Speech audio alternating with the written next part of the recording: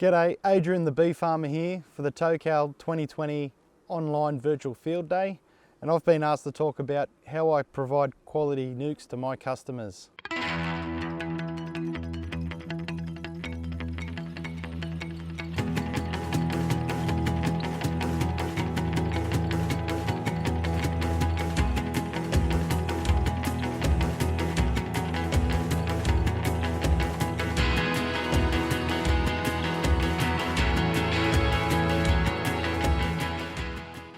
Hi, I'm Adrian the Bee Farmer. I'm a queen breeder from New South Wales.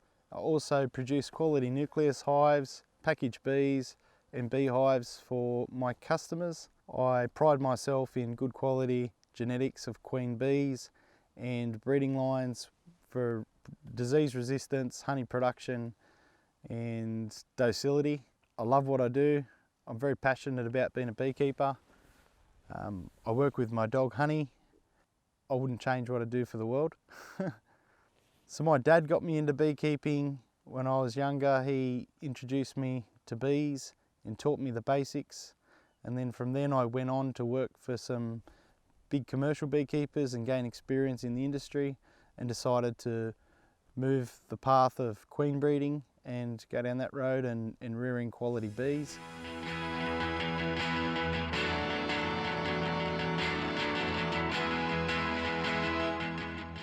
So what we're doing here is we're just going to open up and have a look at the nuke and go through some of the benefits and features of what I do.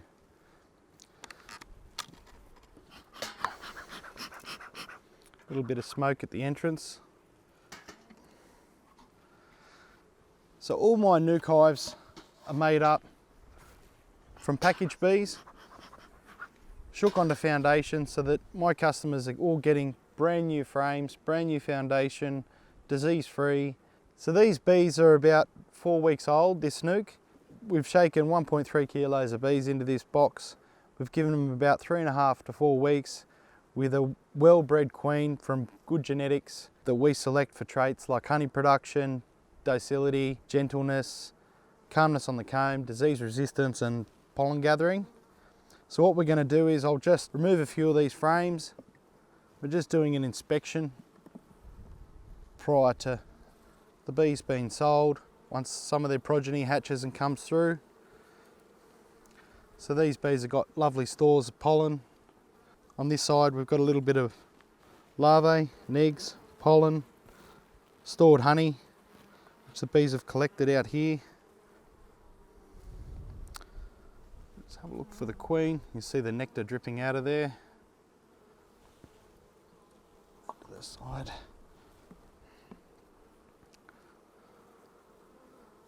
Lots of pollen stores on the outside, brood, got some cap brood. Again, lots of honey and pollen stores on the outside. We like to ensure there's plenty of food in the nukes so that when the customer gets them, the bees are well established and ready to eat that honey out and expand. And obviously the brood hatch in their lovely new beehive that they've gone and purchased. It's all cap brood.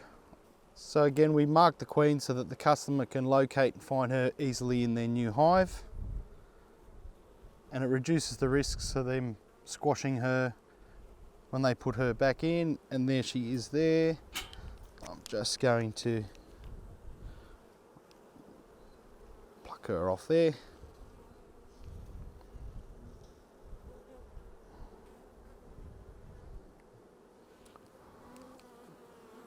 Doesn't want to leave me.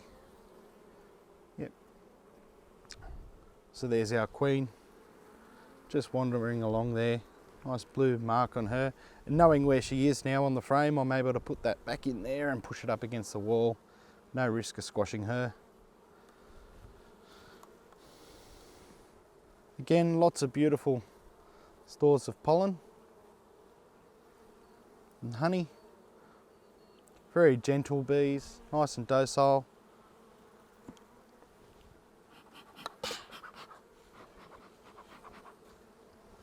So this nucleus hive here, I'll wait till some of this progeny hatches out and I'll inspect them for the colour, temperament, and I'll do an evaluation on these bees. Check, make sure there's no brood or problems, diseases, things like that in there prior to sale. Then this will be transferred into one of these transport boxes with a closable entrance.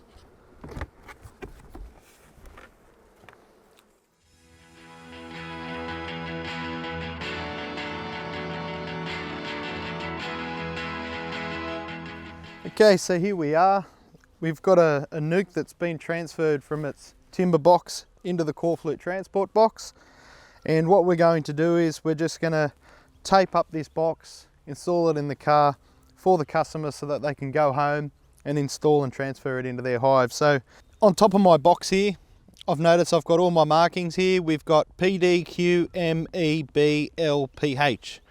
So PD basically means that this hive's had its pest and disease inspection. Q means that it's got a queen. M means that the queen is marked. E for eggs, B for brood, L for larvae, and there's lots of pollen and honey stores. I've also got the date here, 29th of the 9th, 20, and it's been signed off by myself to say that I was the one who inspected this Nucleus hive. This Nucleus hive, it says nuke number 86, so this particular hot nuke has come from the timber box 86, so if there was to be a problem with this later on down the track, I'd be able to, again, trace back to number 86 and then check that box and equipment in that box. We've got the beekeeper's registration number that it's going to, NG218, and then we've also got Adrian Grew, which is my name there because this is actually going to be one of my Nucleus hives to install in one of my boxes. So what we'll do now is I'll shut the entrance up and we'll tape it up and I'll show you how we put it in the car. These transport boxes, it's very, very important that we tape these sides all closed.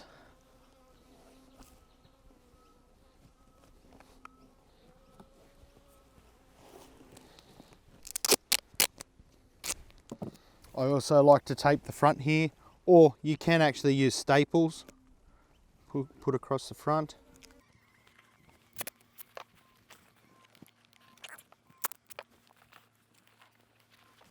These do have little locking tabs that you have to pull out, but I wouldn't trust them in a car if there was an incident. So I'm just going to tape the sides.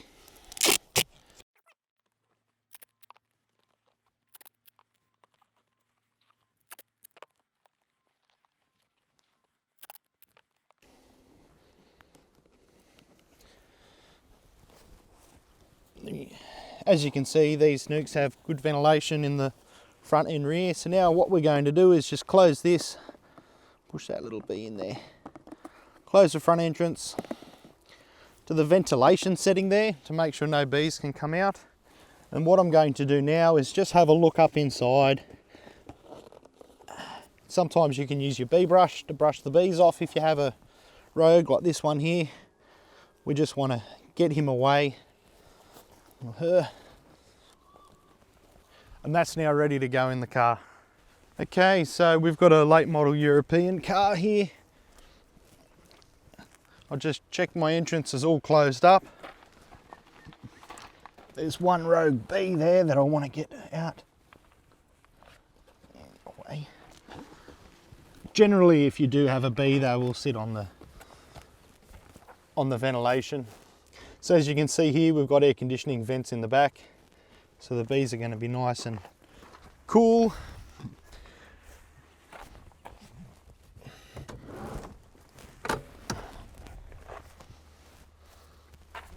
Let's wedge the box in there. Yeah, that box is not going anywhere.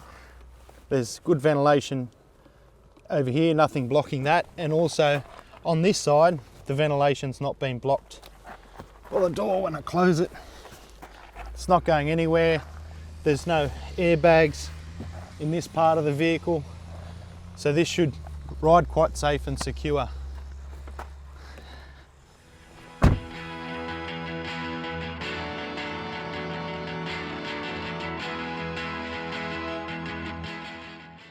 Okay, so here we are. We've transported this Nucleus hive to this location. The box is set up ready to go. I'm going to go through the installation process and just cover a few tips and problems that I've seen people come across. So one thing you want to do is have your hive set up. The frames are in there, the excess frames. So we've got a 5-frame nuke. This is an 8-frame hive. So we've got 3 spare frames in this box, ready to go. I've got a feeder on top there. I've got 2 entrances that are open, and I've got 1 that's closed, just to reduce the entrance size down so the bees have less area to guard and look after it as they're getting established. When you're placing your nuke at home, we've just got it out of the car, we really want to open it up pretty much straight away. You don't really want to leave the bees to get hot and cook and stress any more than what they are. So you've got 2 options of placement. You can either sit the Nucleus hive directly on top of the box they're going into,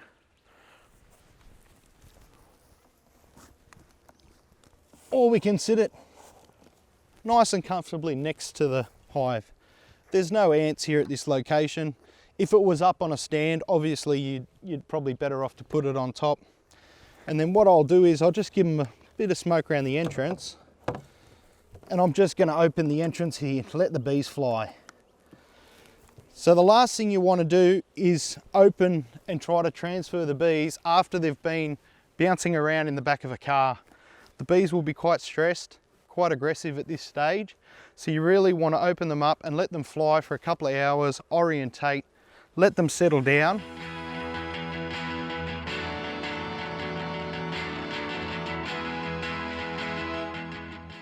Okay, so we've allowed these bees to fly for about 4 hours. They've settled right in, they're nice and calm. So what I'm going to do now is we're just going to transfer the bees across. As you can see, the entrance is facing the same way as the entrance on the main box. Take out our transport tape off here.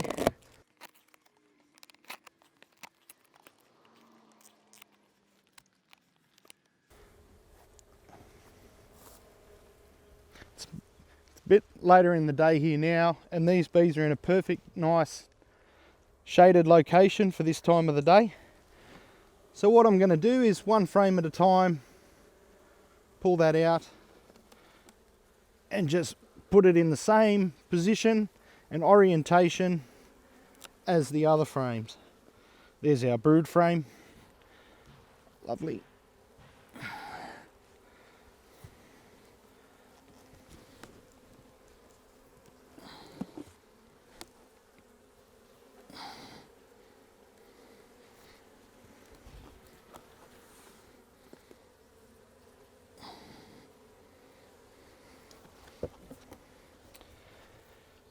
Just having a look for a marked queen inside the box. We've got some spare bees here. So all I'm going to do is just give them a shake out in front of the hive, and they'll work it out and orientate their way back inside. It's important to wear all your gear, and I do recommend you wear gloves as well, especially if you're starting out and you're not used to bee stings and handling bees. We put our feeder on there, which we'll come back later on and give the bees a feed of sugar syrup. Open the top of the box there.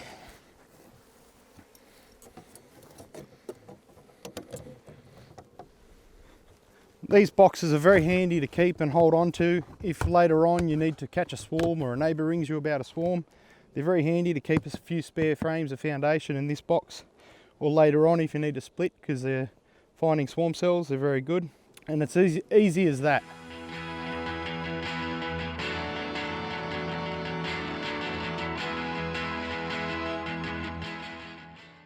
Hi, so we've just moved down here into the shade, get out of the sun, and we've been joined by Honeydog. She's often out running around beekeeping with me. When you pick up your Nucleus hive, it's best to do it in the morning, just before the bees start flying and it's nice and cold, or late in the afternoon, just on sunset as all the field bees are coming back in. If you pick them up during the middle of the day, half the bees are out flying in the field, you're actually going to leave a lot of the bees behind. So it's a good idea to pick them up early in the morning or late in the afternoon. And I personally like to go through every Nucleus hive with my customer, and I show them the eggs, the larvae, the capped brood, a marked queen, honey stores, pollen, no diseases, and make sure that they're confident and they're happy with their purchase. And then I assist helping them tape them up, installing them in the car in a safe location, not on the front seat or where airbags can impact the bees, and make sure that if they've got to travel overnight, wherever they get to halfway, they do let the bees out of the car, they open them up in a paddock or a field somewhere, they allow the bees to fly for the next day, close them up that afternoon, and then continue on their journey to make sure they get home safe. Transporting bees can be very, very dangerous and very risky, but if it's done in the right way and people think about things and plan your trip as well, it is quite a safe thing to do. Bees can handle cold quite well, so by transporting bees at night time or early morning in the cold, it's very suitable to move the bees. If you've got a hot nucleus hive in the back of a car with no air conditioning on, it's not going to last a trip. So make sure you've got air conditioning on. They're in a nice shaded spot in the vehicle where they've got access to a bit of cold blowing air around them. If you've decided to get into beekeeping and you've ordered a nucleus hive from a supplier and you're going to pick them up, if you're not sure how you react to bee stings, take someone with you that does. Someone that knows it's had a sting, that knows that they're not anaphylactic, and it's also a great idea to carry an EpiPen.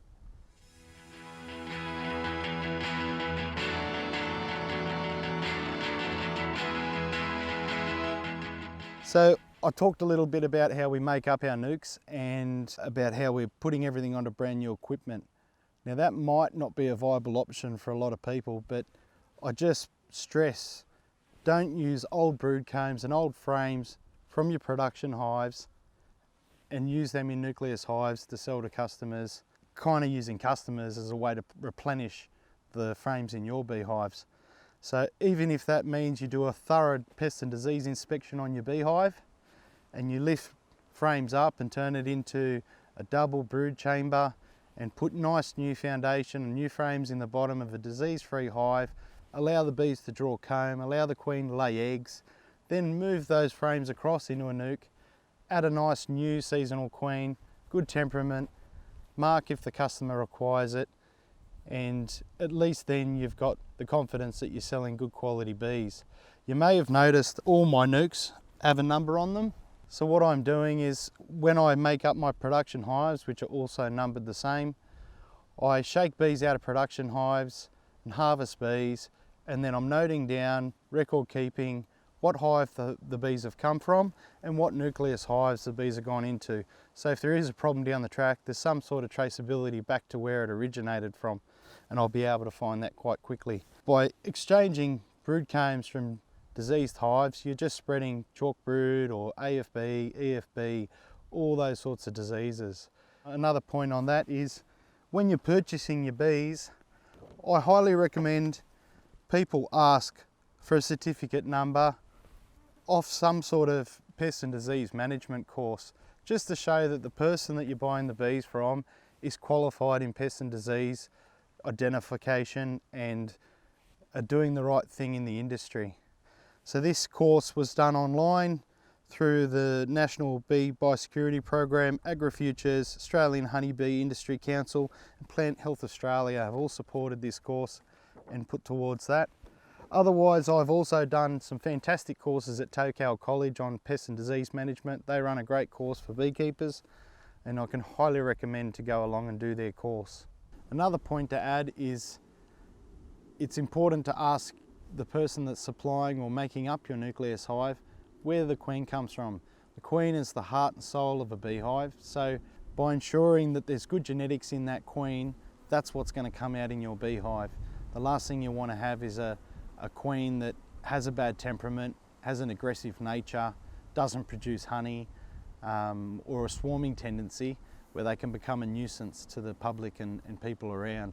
So make sure you ask what race or subspecies the bees are, and is that suitable for your climate, where you're located, and the sources that you're going to be providing the bees. Do your research, look into the different pros and cons of different races of bees. I personally breed Italian stock. I find they're hardy, they're good for the weather, they handle the hot climate of Australia, but in different parts of Australia that might also change.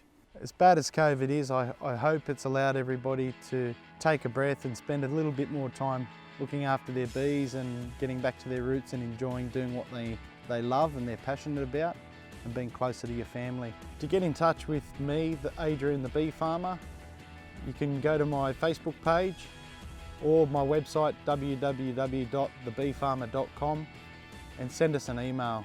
We'd love to hear from you.